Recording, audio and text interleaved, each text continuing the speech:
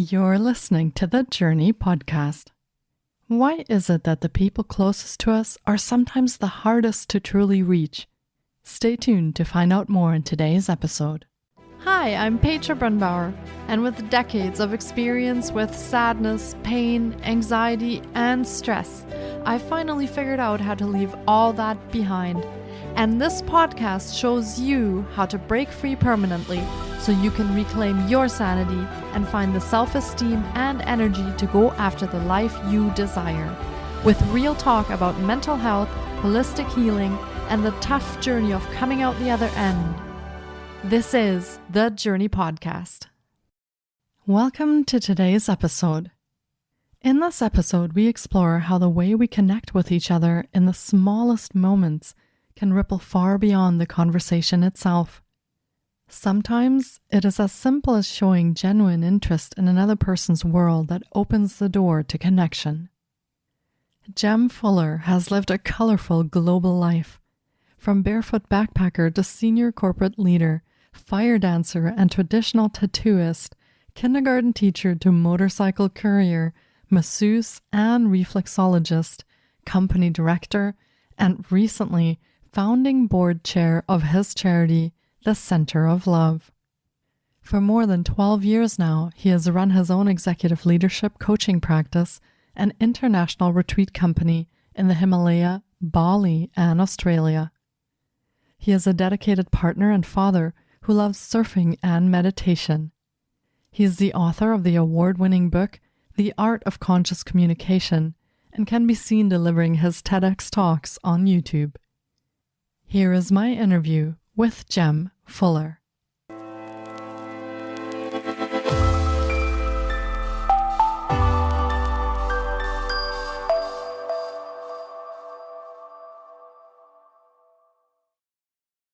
Hi, Jem. It's so great to have you on the podcast today. I've been looking forward to getting to chat with you because we're going to be diving into some very interesting topics around conscious communication, healing, global healing. And I feel especially in these times today, those are things we need to talk about and really bring out into the world. Thank you so much for being here today and welcome to the podcast. Oh, Petra, thank you so much for having me on your show. It's an honor. And thank you for being flexible with your time so we can make the Europe-Australia thing get into sync with each other. So thank you. Absolutely. I feel like juggling these time zones is part of this global movement that's happening. And whereas the technology is very handy in these cases, or you and I wouldn't be speaking today, it also has an impact, of course, on everything that we do and who we are. Many things to talk about today. And for starters, Jem, could you share a little bit about yourself? And I'm thinking maybe the pieces of your story or of your journey that relate to what you do today, that have brought you here today. And maybe let our listeners know a little bit about what it is that you do today so they can get to know you. Yeah, sure. Where to start? My name's Jem. I'm 54 years old. No secrets there. I have a beautiful partner. Her name is Talia. We came together 10 years ago as a blended family. I came with my two boys and she came with her daughter and her son. We have a 21-year-old, 19-year-old, 18-year-old, and 16-year-old, all very happily blended together. We live in a beautiful little town here on the Great Ocean Road in Australia, a little surfing community. So lots of nature. It's a beautiful, healthy place to live. Talia and I do a lot of work together, actually. We run bespoke retreats in the Himalaya in India, which is our second home, and also in Bali and in Australia and other places around the world. I am most excited at the moment about the global vision that we are bringing to life. And it's quite a big thing. There's a lot to talk about, but the central piece of it is the mothership, which is the Center of Love, which is a non-profit meditation retreat center that we are building in the Himalaya in India on land that we've been given by our family over there. And this will be the mothership for a series of hubs of centers of love around the world that will be embedded in existing infrastructure. And the mission of these places will be to, at the same time as providing education for marginalized kids, we're also going to upgrade the education sector and sponsor the development for educators and community leaders and policy makers in regards to the content that we're teaching our children and the next generation to prepare them as the custodians of humanity in this new world that's emerging.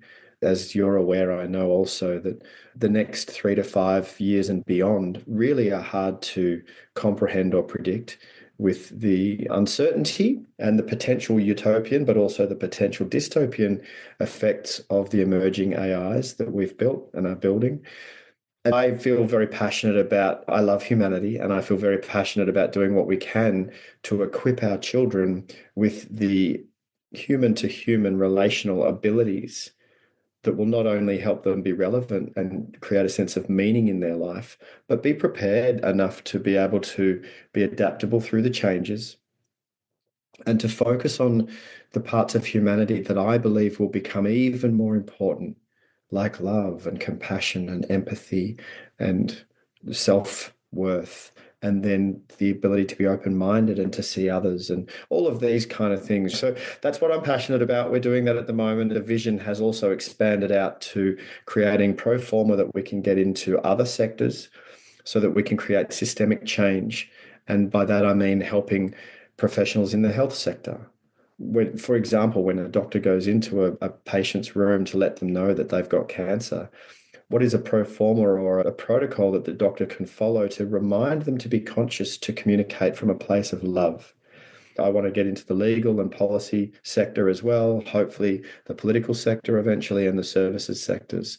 And if we can infiltrate in there in a beautiful way, some pro forma and some easy guides for how people can remember to come back to being human. And this will also help professionals remain relevant. If you're a doctor and all you do is diagnose and prescribe, you're going to be out of a job. AI will do that way better than you, not in the not too distant future. If you want to stay relevant as a doctor, it's going to be about the relationships, the relationships that you have with your patients. If you're an educator, right? AI is already educating kids better than teachers if it's just the content. So as an educator, what is the relationship that you have with your students, and across all the sectors? So I really believe this is important work to do. And I'm weaving together movements of love around the world, and we're working together to be the tide that rises all the boats so that together we can help tip the scales of humanity in the right direction. That was a little bit of a tangent, Petra, but that's what I'm doing at the moment. That's what I'm passionate about. I love it, Jim, and thank you for sharing that. And looking at the world today, I feel this is exactly what we need to move forward and to prepare ourselves, the next generations, for what's coming. As you said, to be loving, kind, flexible in how we approach the world. And some of these things I feel are getting lost a little bit in this movement forward, as you touched on, this human connection, or maybe even this conscious communication, which is often replaced just by cell phones or typing messages in. And even if people are sitting just a few meters apart, they're texting each other. So I definitely hear you on wanting to change that a little bit and bring back that real human connection that is so needed going forward. I feel like where you're starting with, for example, the educational sector with children, that's a really important place to start in, because they will be the people carrying these movements forward. They will be the people who come with us and after us. What are some of the things that you're envisioning as far as, for example, helping our children and these new generations to not fall into that disconnect or into that dystopian kind of, it's almost an abyss when we talk about that. How do you envision bringing this to them to really bring back this ability to connect and to really talk and share emotions and love, which some of the younger generation are really growing up without? What's your vision there globally? In terms of my part in it, I feel called to empower and amplify existing movements already. There are some beautiful movements already existing, positively impacting millions of children's lives. And I'm meeting the founders of these movements and connecting with them. And I'm curious around, how can I help movements embed within movements? How can we weave movements together? We don't need to reinvent the wheel. I'm meeting with a woman tomorrow who has created a movement of this education content. How do we teach children about self-love? How do we teach children about self-worth and then empathy and compassion, open-mindedness and relational abilities with others? And she's already got the curriculum, and her movement has helped millions of kids around the world. So I'm excited to meet her and others who are already doing these things and weave them together. A friend of mine in India, his charity has put more than 7 million kids through school in the last 20 years. He's already got this big, beautiful NGO doing amazing work. I don't need to go and try and do that as well. I just need to find ways to amplify what he's already doing and weave it in with other movements. So that's the part that I'll play. I believe in that, and I believe this is powerful. If listeners are struggling a little bit, maybe with this global vision, and they're wondering, how does this apply to me or my family, or how do I fit into this as just a single unit? What are some of the things that you've been thinking about or envisioning for maybe family units or individual people? How can they become part of this change, part of this transformation, part of this movement? It's sometimes difficult to envision, oh, we want to create this change, but we're just this one person. What difference am I going to make? Or what difference is my family going to make? What are your thoughts on that? I love that you've brought that up, because at the same time as me being driven passionately on this global level, I'm also a dad who single parented for a lot of my kids' lives, and also a subscriber to a lot of the Buddhist philosophy, which talks about how important it is to do the work with you and your immediate family.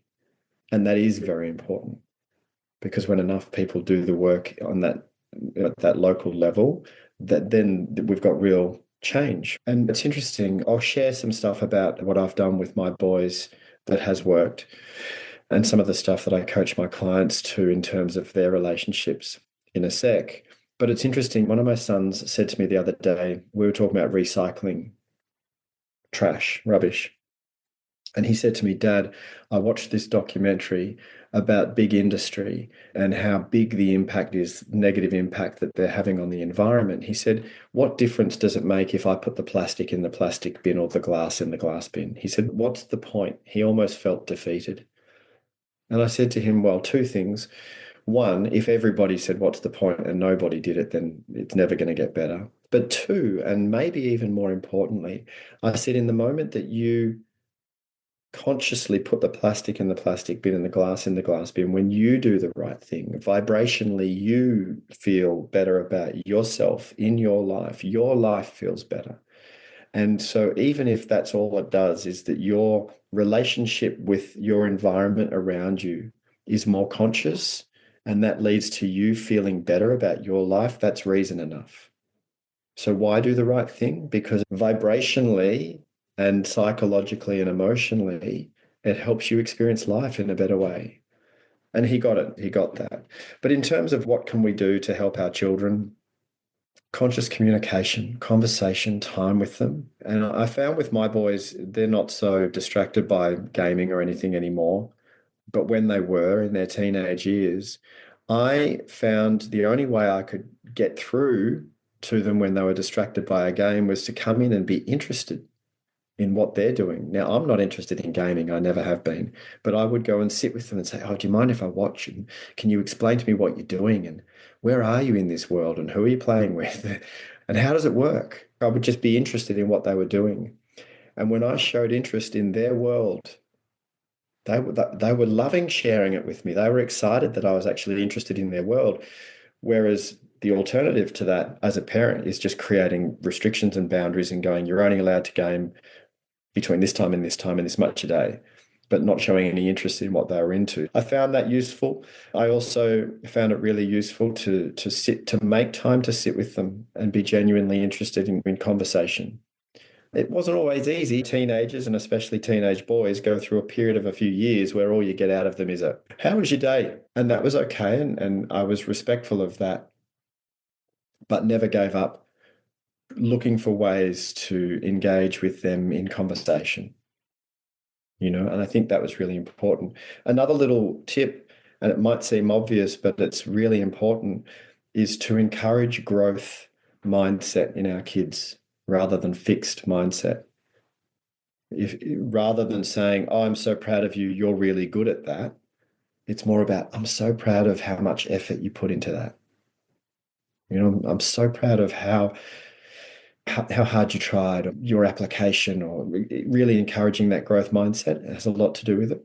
And the other thing too is that I've been big on with my kids is their sense of self-worth, that they're good enough just the way they are. Because I didn't have that as a kid, and I ended up developing a very limiting belief that I wasn't good enough. And that played out in very unhealthy ways for me. And I didn't realize this until my early 40s. And I had a midlife awakening. And that's when I realized that I was really conscious with my kids of really, by example, because they watch and learn, but also through conversation about, you are exactly who you're supposed to be. You're not supposed to be more like that other person on Instagram or TikTok. Your sense of self-worth has got nothing to do with how many likes you get or clicks you get. And really trying to drum that in and just hoping that it would land, crossing my fingers and going, "Oh, I hope this works."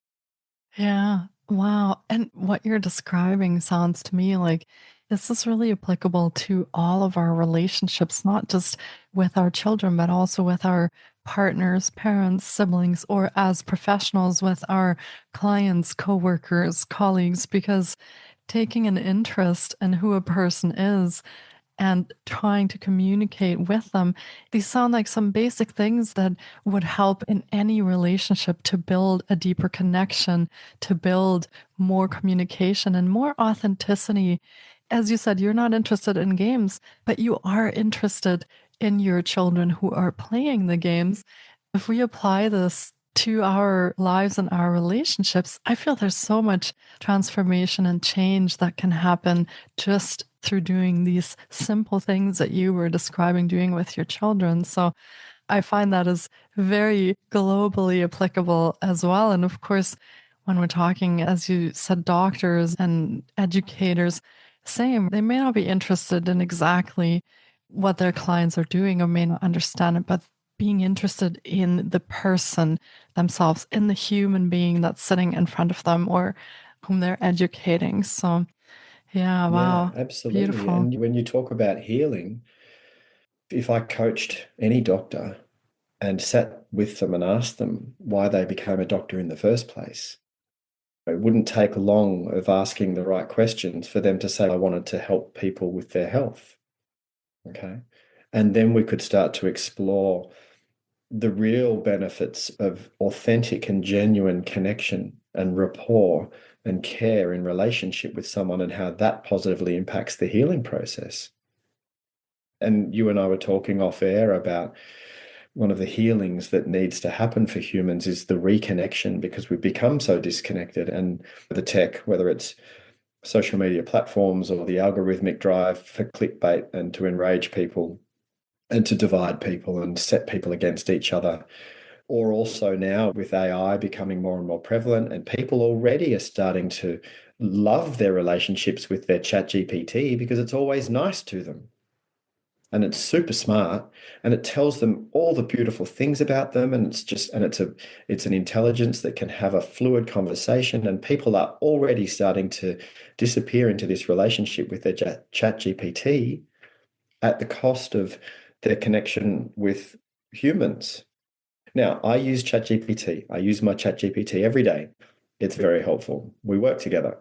And when my ChatGPT saves me 2 hours by doing something in 10 minutes that would have taken me 2 hours to do you know what I do, Petra?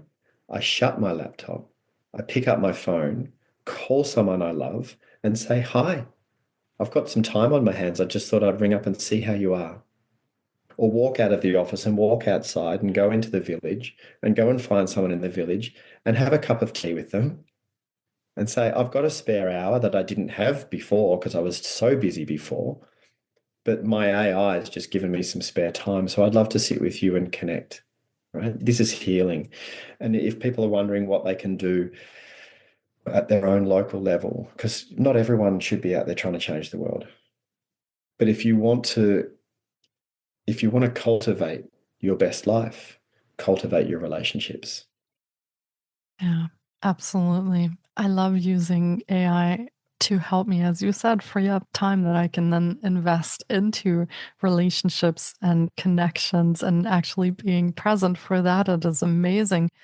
And I have noticed with this new version coming out that the chat actually asks me to take breaks. Now, I don't know if you've Oh, seen yeah. this, but somewhere in the conversation it pops up, oh, you've been on here a while. Would you like to take a break? So I think this just goes to show to what you were saying is that people are disappearing into these virtual worlds because communicating with chat is on one level just easier. You won't get hurt. You don't have to be vulnerable. You know that this thing will respond in a way that will please you. So you don't have to put yourself out there and open yourself up in any kind of way. So that is something I think that people struggle with is that honesty, that authenticity, because yes, as humans, if we connect, we could also get hurt. We could also have a negative experience. And I feel like chat makes you believe, oh, you can just share, have this relationship and nothing will ever happen. It's quite misleading, but Yeah. interesting on some levels in that way as well. Yeah, it is. Maybe the designers could upgrade chat to sometimes say, I'm tired, I can't be patient with you right now. Don't have the scope. Or no, I'm too busy. I'm not talking to you now. Call me back tomorrow. But of course they won't. But that would be more like a human relationship because humans are human and we have body clocks and rhythms. And when we're hungry or tired or irritable or upset or emotional or worried or anxious, we have all these beautiful states of being that we're meant to experience. And when we're in relationship with other humans, then they're going through whatever they're going through whenever they're going through it. But it's interesting though, Petra, I have been developing over the years abilities, my own abilities, to be able to be more and more open-hearted, wholehearted, and to love more and more completely and get better at being less hurt when the other person doesn't respond in a particular way. There's techniques to do that, but it's possible. It's possible to open your heart more and be less hurt. Now, when a loved one dies, it hurts, right? There's no way around that. And the degree to which it hurts is probably measurable to the degree to which you loved them. And that's beautiful. And that pain and that grief is actually beautiful. And yes, it hurts. But without that, you don't get to experience the other end of this beautiful spectrum of love. And so I think it's all part of it and it's all meant to be what it is. I encourage people to keep leaning in rather than detaching. And you can lean in with non-attachment, a practice of non-attachment. So you've got attachment and detachment. So we're quite attached and we have attachment styles to each other depending on our upbringing, etc. And we have this attachment, and then some people go, I don't want to be attached, I'll get hurt, and they detach. So now they're detached and they're isolated, and that's no good. But you can practice non-attachment, which is where you're neither attached nor detached. And as you practice this non-attachment, you can love even more, you can listen even more, you can lean into the other person even more. And that's beautiful. Yeah, that is really beautiful. And I feel this connects back to what you said before discovering your own self worth and your own self love. Maybe if you haven't had that in childhood, growing up as an adult, finding those pieces, because I feel one of the keys to being able to have this non attachment, but yet be even more open is when you have found your own self worth and your own self love, and you are centered in that. In that sense, you don't have these expectations that other people need to validate that or they need to tell you how great you are or how valuable you are because you found that inside yourself.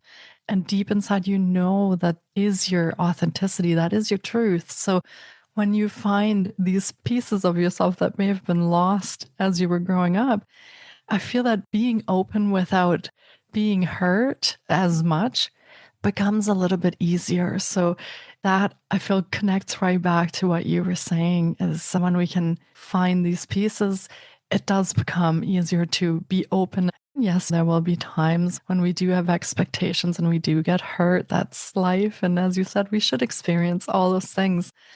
But when we have our very intrinsic self-worth and self-love, those spaces become much easier to hold. Yeah, Petra, you said when we have the expectations and get hurt. And that's when we get hurt. When our expectations don't get met by reality. In the gap between expectation and reality, that's the suffering. That's where we're doing the suffering. And it's inside our head.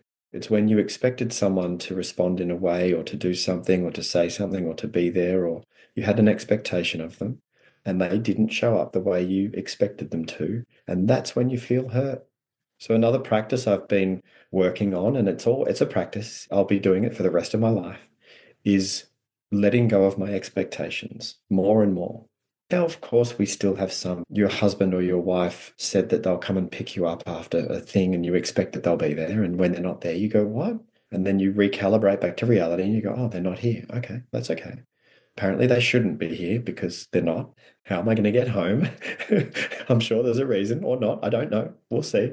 Of course, with the people very close to us, we have expectations, but generally speaking, as a rule of thumb, the less expectations you have of others, of how they should behave or show up or do what they do, the less expectations you have, the less hurt you get.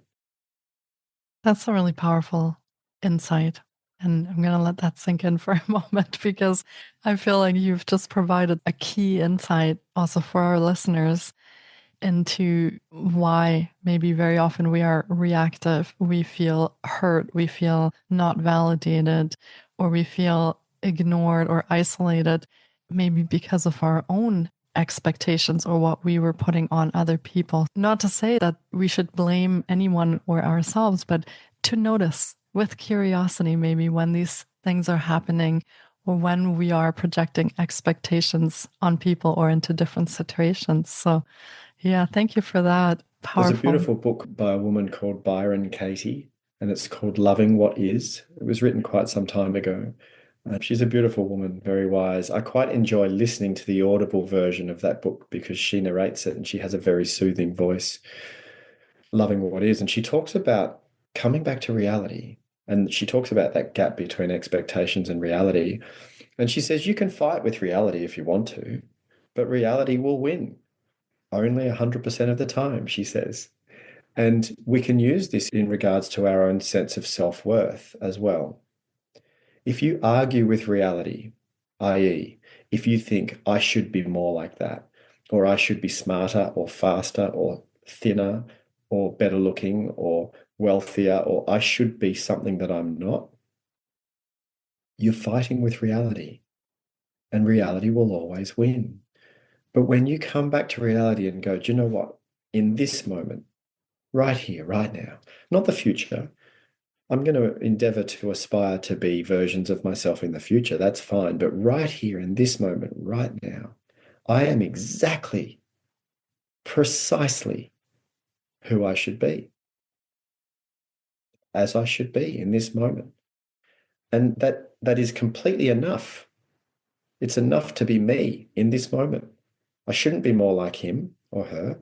And I shouldn't be that future version of myself yet, because I'm not yet. I should just be me the way I am right now. So this is a recalibration back to reality. So I'm not going to fight reality because it's a waste of energy and it creates suffering and hurt and depression and anxiety and worry. And this is a practice, right? We keep reminding ourselves, and you can do things like mirror work, looking at yourself in the mirror with love, the same way you would look at your child with love and saying, hey, you're good enough, you're enough to be you. And you should just be you because there you are, just like that. Apparently, reality tells me that's who you should be right now. And now that I'm not arguing with reality and I go into full acceptance, radical acceptance of self and of everything else that I can't control or influence, and then there's a peace in that. It's like, everything's okay. Yeah, I love that mirror work. Wow. I feel like that could be a piece there too, where you almost feel like permission to just be in the present moment. You give yourself that, as you said, a relief. Oh, I can just be here right now. I don't need to know what I need to be tomorrow or next week or in 1 year or what I have been last year or the year before. I have permission to just be here now as I am. So that actually sounds very empowering and liberating all in itself. So Yeah, thank you for sharing that. Wonderful. you're welcome. Now, Jem, if our listeners are curious by this conversation that we were having and they're wondering about some of these pieces that you've talked about, your ideas, your visions, maybe the movement that you're working on, how can they connect with you? And do you offer any programs or services on how people could work with you? Yeah, absolutely. Go to jemfuller.com and through there you can reach out to me. Or you can just email me, jem@jemfuller.com. Or you can follow me on Insta, Jem Fuller, or LinkedIn, Jem Fuller. But I'm genuine when I say that the world needs connection, and I'm here. If you reach out to me and say, hey, can we connect? I'm here. And that's important to me.